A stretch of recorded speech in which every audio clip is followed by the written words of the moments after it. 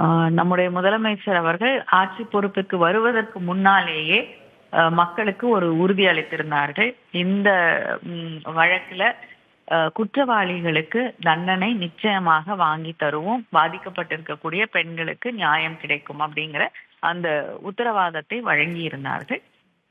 அதை கடந்த ஆட்சி காலத்துல அதிமுக ஆட்சியில அந்த குற்றவாளிகளை கைது செய்வதற்கு கூட அவர்கள் முன்வராமல் பல போராட்டங்களுக்கு பிறகுதான் திராவிட முன்னேற்ற கழகம் மற்ற இயக்கங்கள் ஊடகங்கள் இவங்க எல்லாம் வந்து இணைந்து ஒரு போராடிய பிறகுதான் வந்து அந்த கைது நடவடிக்கைகளை எடுக்கக்கூடிய வழக்கை பதிவு செய்யக்கூடிய ஒரு நிலையே உருவானது அப்படின்னு உங்களுக்கு தெரியும்.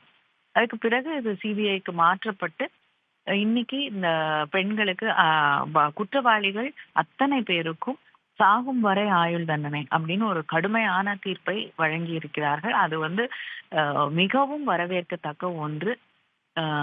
அதை தாண்டி இங்க இருக்கக்கூடிய பெண்களுக்கு தனக்கு நடக்கக்கூடிய கொடுமைகளை அவங்க வந்து மௌனமாக சகித்து கொண்டு தாங்கிக் கொண்டு இருக்க வேண்டிய அவசியம் இல்லை. பாதிக்கப்பட்டால் நிச்சயமா வெளியில வந்து அவங்க கம்ப்ளைண்ட் பண்ணும்போது வழக்கு பதிவு செய்யும் போது அவங்களுக்கு நியாயம் கிடைக்கும்.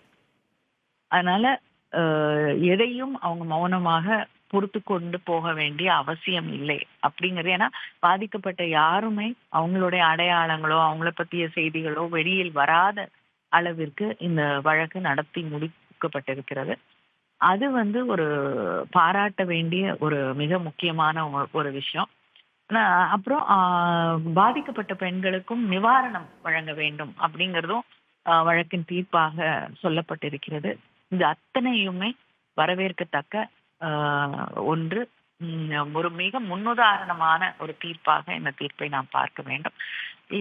இனி வரக்கூடிய காலங்கள்ல மறுபடியும் ஒருத்தர் நம்மளை மிரட்டுறாங்கிறதுக்காக அவங்களுக்கு பயந்துட்டு மறுபடியும் வன்முறைக்கு தன்னை ஆட்படுத்தி கொண்டு அதை சகித்து கொண்டு இருக்க வேண்டிய அவசியம் இல்லை.